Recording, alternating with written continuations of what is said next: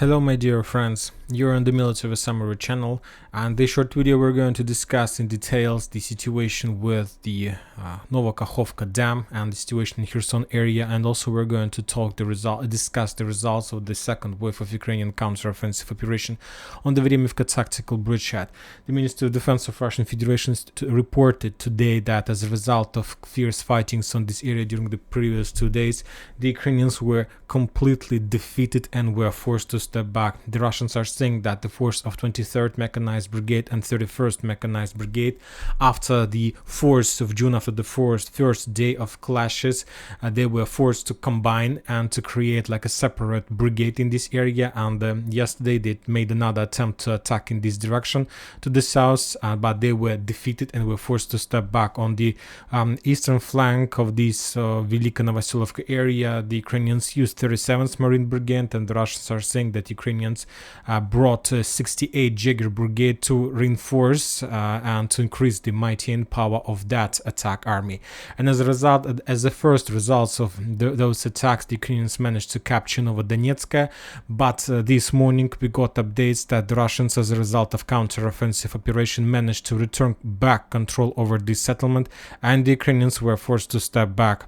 The Russians are saying that as a result of those clashes, the Ukrainians lost 1,500 soldiers, 28 tanks, including 8 Leopards, it's German tanks, and 3 AMX-10 tanks, this is France tanks, and 109 armored vehicles. So as you can see, the losses are very heavy, and to tell the truth, I'm not even sure whether the Ukrainians are planning to relaunch counteroffensive in this operation, this area, or not. Another interesting updates are coming from Kherson area, from Dnipro.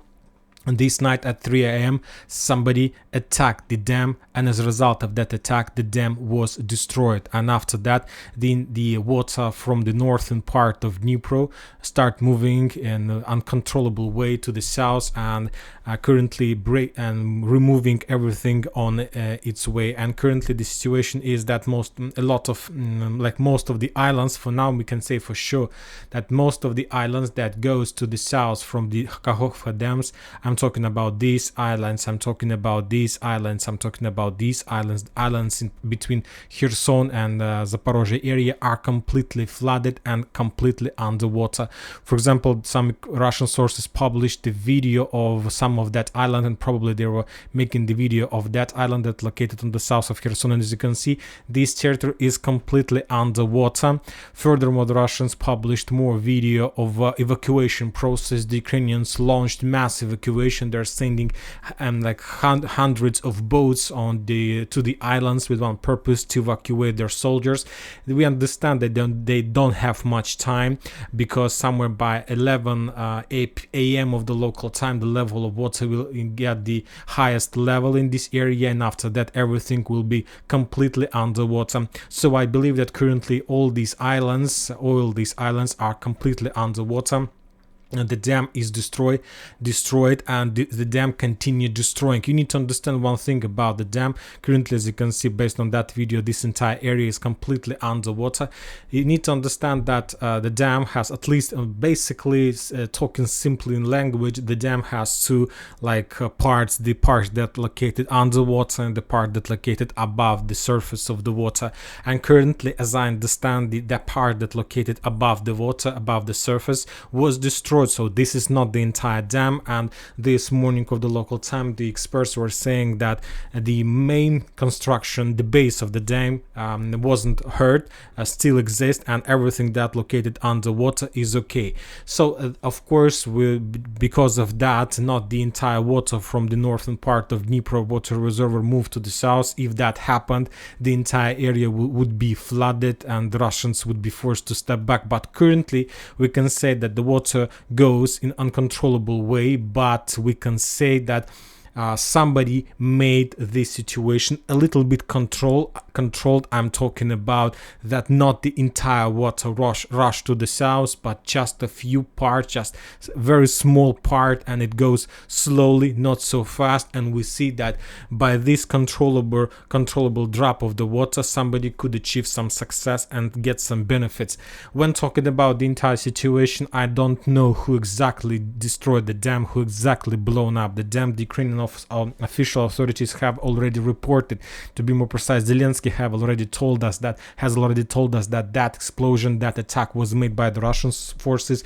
The Russians still haven't provided any official information position about that, but but no matter who destroyed, we can for now we can try to analyze the benefits and the things that anybody decide could achieve some benefits from this situation. And the most important one, as we discussed, the Ukrainians started evacuation process from these islands.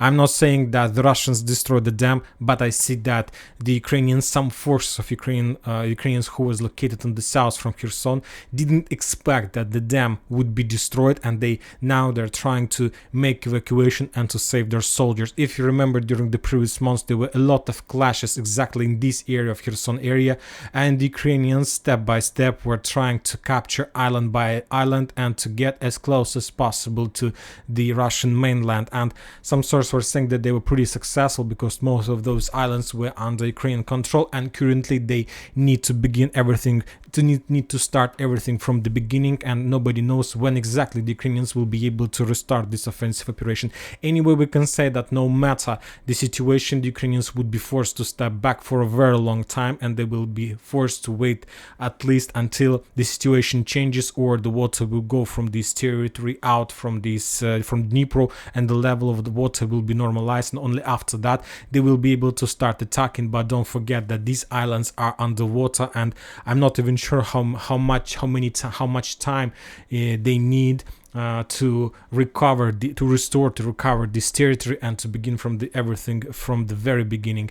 Very interesting situation. And furthermore, don't forget, and we need to wait a little bit more, because probably and we discussed just at the first part of this video that Ukrainians step back from Novodonetsk, from this area, and probably they also step back from this territory because they understand that the dam was destroyed. Probably the Ukrainians did have some plans for this territory, and probably as soon as they realized the dam was destroyed, probably I don't know by whom, but they took a decision to step back, and probably the Russians managed to get also small operational pause after a few days of Vremivka tactical bridgehead battle. Very interesting situation.